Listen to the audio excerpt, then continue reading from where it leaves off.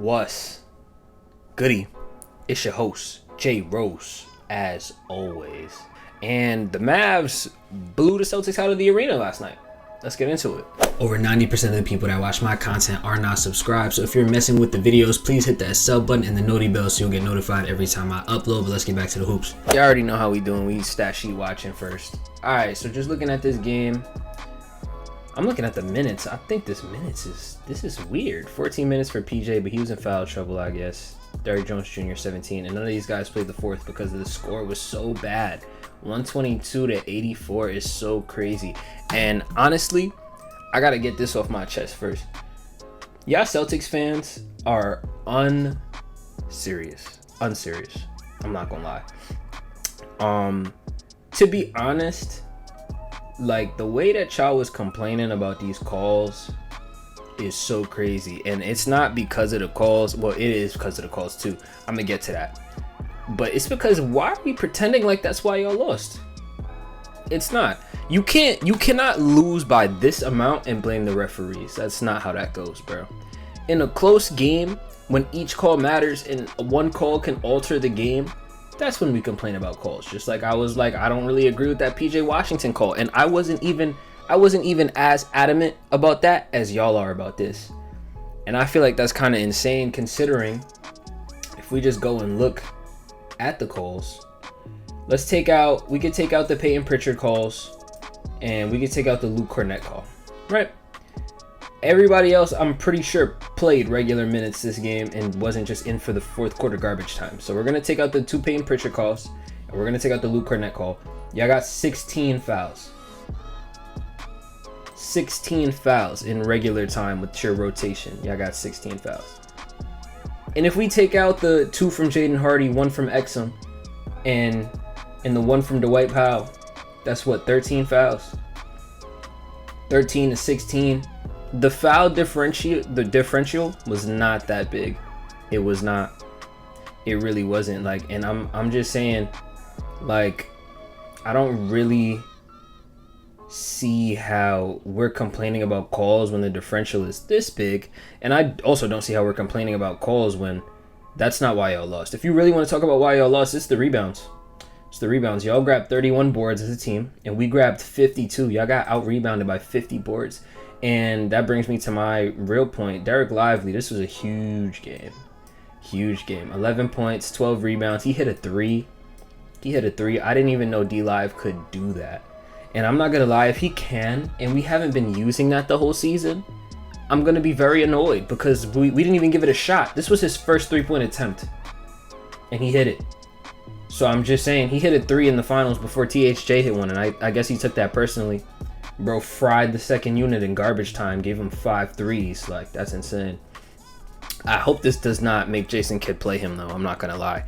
Max minutes you can give him after that is like 5. And if you don't do something within that 5, you're done. I'm not going to lie. We cannot play him heavy minutes. 29 from Luka. He was shooting efficiently until like the end of the third quarter, and then he just started chucking, and then we sat all of our players down. So his numbers look a lot worse. I remember he chucked 2 step-back threes back-to-back. But yeah, in the first quarter in the first half he had like 20. End of the third, obviously he had 29, and I think they took all of the starters out with like, I want to say like 3 minutes left to go in the third quarter, because that's what the Celtics did, kind of waved the white flag. And I agree, when you're down 30-40 points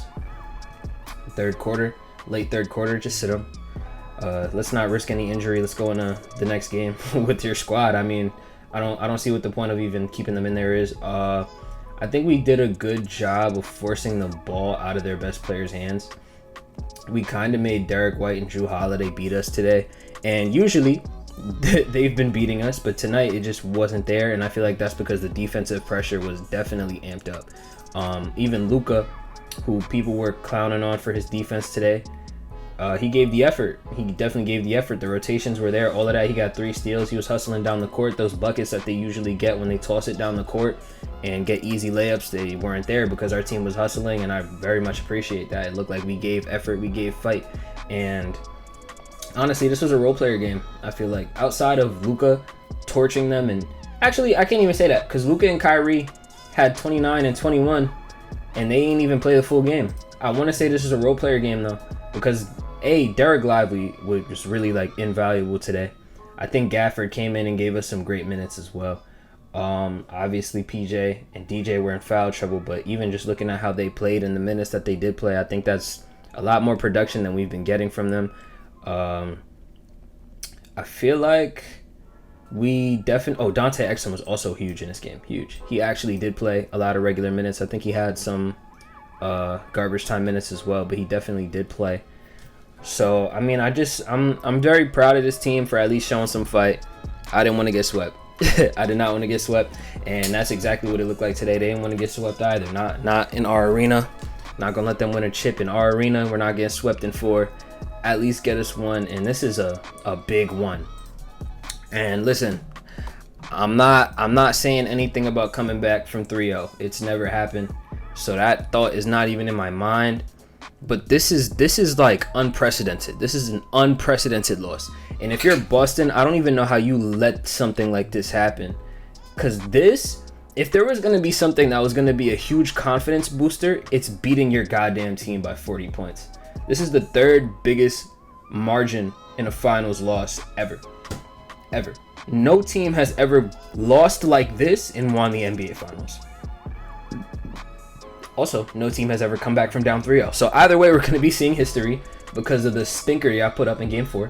And I just think that's crazy. Like, we really fought back at y'all, and I just didn't see that same fight from the Celtics. I feel like we kind of got in Jason Tatum's head early in the game, and he just stopped being aggressive. He only took 10 shots, and 10 shots in 27 minutes for JT is not normal, considering this boy has been taking 22, 25, 26 shots a game in the finals. And honestly, this is another bad performance.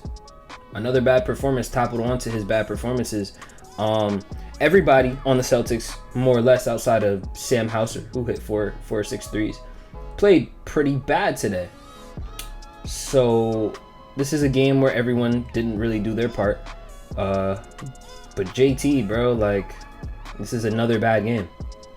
Simple as that. This is another bad game. In the first quarter, you came out really, really hot, and you end up 4 for 10, 1 for 4 from 3, 15 points.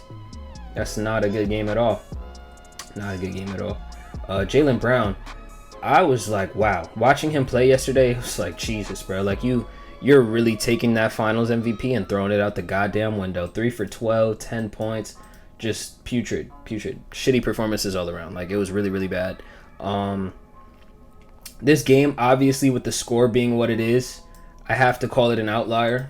But there's a lot of things that we clearly took from last game and that 20 point or 22-2 run that we went on and brought it into this game. We brought the defensive effort. We brought the rim pressure. D-Live definitely found his groove tonight, found a spot where he could be successful, and he was going off. He was going off. I think D-Live definitely gave us that big energy push that we needed during the game. Luka was scoring at will. I think the switch defense that the Celtics are running is starting to bite them in the ass. I think it works a lot better with Kristaps on the floor. When you have Kristaps down low to guard those line drives, and also the only people who are really scoring on Kristaps off the dribble is Luka and Kyrie. And even so, I think Kristaps makes it decently hard with his size. Funny enough, Xavier Tillman probably does he probably does the best job at guarding Luka outside of not even outside of anybody. I think Xavier Tillman has played the best defense on Luka in this series. I saw it in game 2, game 3, game 4, and then in this game it was like very apparent. Like, he had like 3 back-to-back possessions where it was just Luka and Tillman on an island, and anybody else in that situation is getting beat. I saw a lot of Sam Hauser switches. That's dog food. It's literally dog food. Luka was attacking that every single time and just getting bucket after bucket. He's also been attacking Tatum, and they just couldn't attack him back today. Luka was playing great defense. Tatum tried to take him to the rim. He went straight up. Great defense by Luka. And they definitely made the adjustment to at least get one win. Obviously, next game, I'm not expecting them to come out and play like this. This is a crazy shooting performance from them. 29 of 80. They had like 30 points going into the second half. It was just a bad look. But I do like the momentum that we built up in this game. And honestly, if we could get one in Boston, I think that would be pretty cool. If we could get the next game in Boston, I will legit start believing in the 3-0 comeback talk. I'm dead serious too. This game, I've never seen something like this before. And somebody brought up the 2017 finals when the Cavs blew out the Warriors. That didn't feel like this, because the Warriors felt like at any moment they could come back and take that lead and it's gone. This is a 40-point loss. And it wasn't a 40-point loss because they took their starters out. They took the starters out because they were down 40. I wasn't sitting there cheering the whole game. I'm not gonna lie, I'm not gonna be cheering until I feel like we actually have a shot to come back and win. I'm gonna just be like, all right, that's nice, that's cool, that's cute. I'm glad we ain't get swept. But I'm gonna need this effort again tomorrow. Win or lose, I'm gonna need this effort again next game. Absolutely. Yeah, that's pretty much all I got for this game, to be honest. It's not really much to say about the Celtics. They just played really, really bad, and we took advantage of that. That's about it. Catch you on the next one.